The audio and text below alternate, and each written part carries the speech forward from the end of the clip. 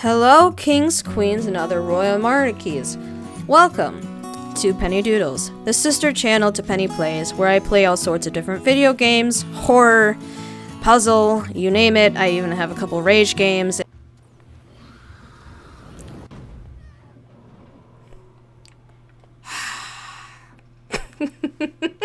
I still have to clean that out. But anyway, that's not what this is.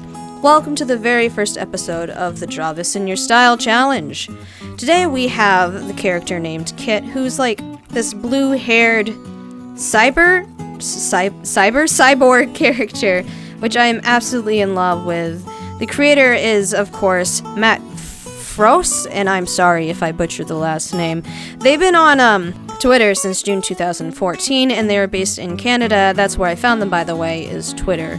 They are, like I said, they are the creator of this character that I just can't stop looking at. I don't want to say the design of the character is simple, but it's a unique character. I know there's gonna be... I can't explain it. I just can't. All I can say is that it's a unique character and that it's super cute. Like, I can't get over how cute she is. Just look at her. She's got that smile where you just know that if you need a chick running around with a giant screwdriver, she gonna be the one coming around the corner and be like, hey guys, you need a giant screwdriver. Anyway, that was a crack whip towards my drawing, so we shall talk about the drawing. This is me practicing how I'm going to do these videos. We have to talk about the pose. We do. Oh, and by the way, all the information for Matt and his Patreon and stuff is down below in the comment section in the description, so please check that out. They also do commissions. I think at this very moment, though, they're closed, but that doesn't mean that they won't be open in the future. But you should check them out anyway and give them a lot of support, also on my behalf, too. So anyway, we're going to talk about the pose. Honestly, this is the first time I've done a video like this. Well, not like this, but the draw this in your style. I tried doing this a while ago, but I kind of took up 6 pages and stopped because I was trying to do it with no ink. Oh my gosh, the eyes. Okay, forget about the pose. I'll explain that after I talk to you guys about how many times, and you will see, I've changed the eyes. I could not for the life of me be happy with what I wanted for the eyes.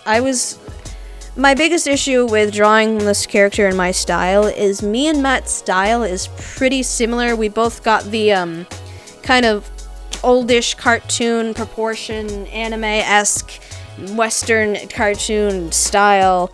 It's very similar.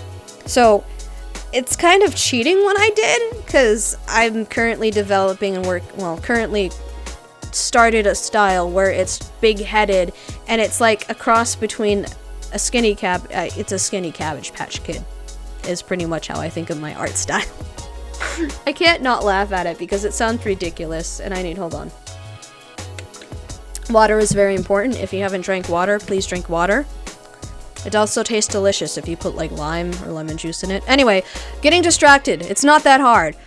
So, the eyes. She doesn't have eyes. I looked away and all of a sudden on the video she's eyeless. But that was the struggle. That was the biggest struggle in this video. Was trying to figure out the eyes. I had a little problem with the pose because I was using this picture of Kit for reference. And you can very obviously tell that I eventually started blanking out and just kind of started drawing the drawing. Like, not tracing, but I was kind of copying what pose she had. And I was originally like, okay, this is fine. Let me just make it look like she's doing like a ninja run. Or not even a ninja run, just make her look like she's running. And then I'm like, but wait. She had a screwdriver in the picture on Matt's pinned tweet. And now I want to put a giant screwdriver in. So that happened. And then, obviously, I had to give the long flowing hair. Who would I be if I didn't give long flowing hair? We need to talk about the hair. You're gonna hear me go on and off about the hair several times. I know, it's such a girlish thing, blah blah blah, but just look at it. It's fluffy, it's blue, and it poof. And it's a poof. No! I was doing so well with my record. You guys get to deal with the ringing phone in the background. It's not my cell phone, by the way. there's this prehistoric thing called a house phone. A house phone? What's that? Yeah, it's connected to your house, plugged into the wall, and it's like a cell phone, but it doesn't flip. It doesn't have a sleep mode. It's just buttons. Okay, anyway, enough with my terrible boomer.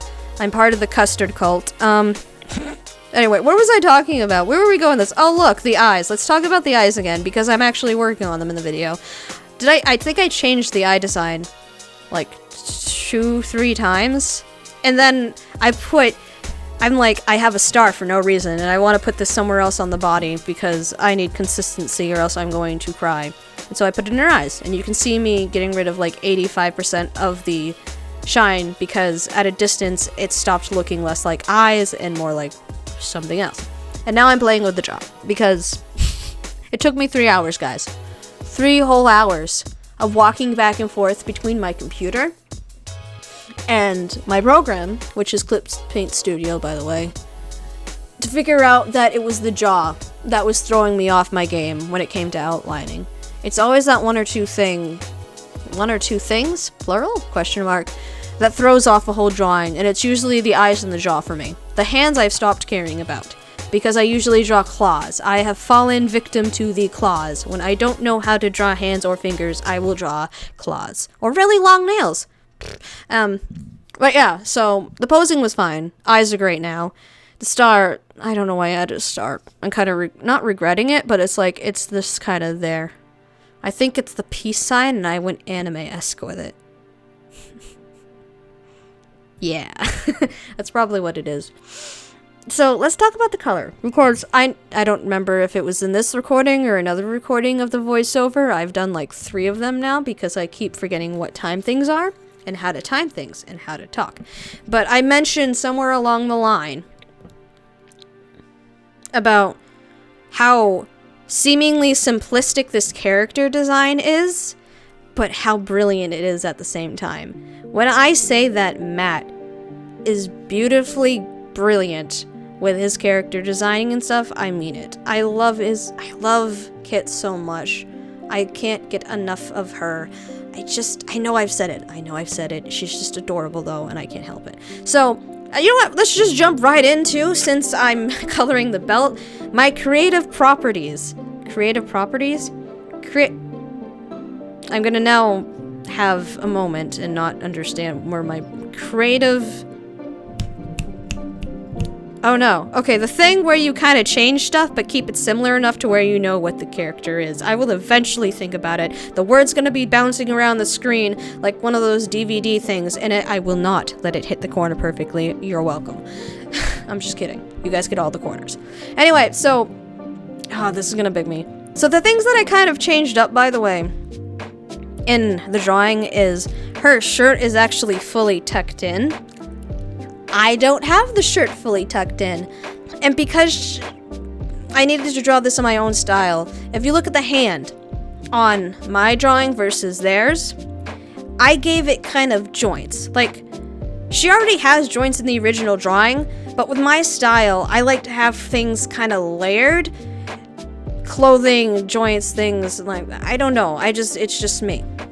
That's probably the reason why a little bit of her shirt isn't tucked into the belt, is because I like things to be layered. I like showing people that there's layers, and I like it being very obvious that there's layers. I almost hit the spacebar button, which would have ended my recording, and I would not have noticed.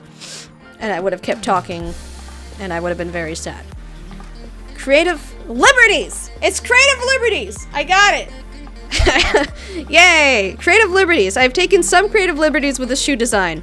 Like, I just do. I just did. So it's obviously not exact, but I'm very proud of it.